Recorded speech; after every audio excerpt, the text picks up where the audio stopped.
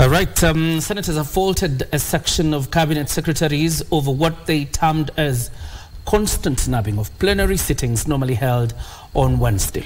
While regretting that it has been a trend for some of the Cabinet Secretaries to present last-minute apology letters, thereby disrupting business of the House. Senators called for surcharging of CSs who failed to appear before the Senate and to avoid similar trends in the future.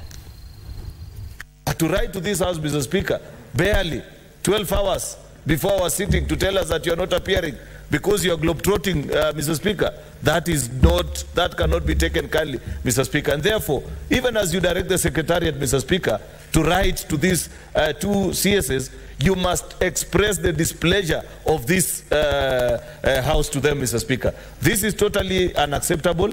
It needs to be firm. It needs to be decisive. They need to be put in the know, Mr. Speaker, to know that this House did not take kind to their appearance. I would request that in all matters that the Senate does not defer to the executive. Otherwise, they feel we are a footnote in all their business, and therefore our business can wait, and they can on short notice tell us that we can hold on because they have more important business to do as the executive. Mr. Speaker, it has been suggested that the CS be surcharged.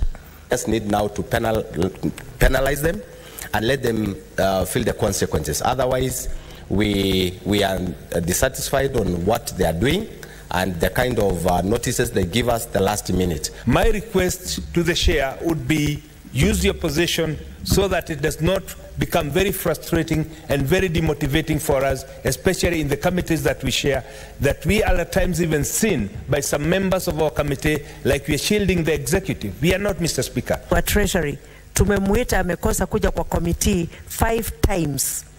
Na kila wakati anasema ana shughuli. Hiyo shughuli yako nayo kubwa kuliko kuserve wananchi wa Kenya ni gani? Na sasa nilikuwa nafikiri ni kwa committees tu peke yake. Sasa hata mbele yako Bwana Speaker wanaleta tu huu msaa. Hii iwe ni funzo kwa wale wengine. Hawa wachukuliwa hatua kali kabisa. The President has clearly stated in this country that the ministers should appear before Parliament. These ministers should know that they're not appearing before us as individuals.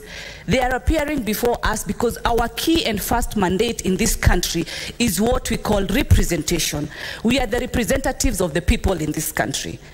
And when a whole minister who has an office that knows very well that he should be able to appear before Parliament and makes us a feedback that they are just not able to appear within not the required time, it is disrespectful.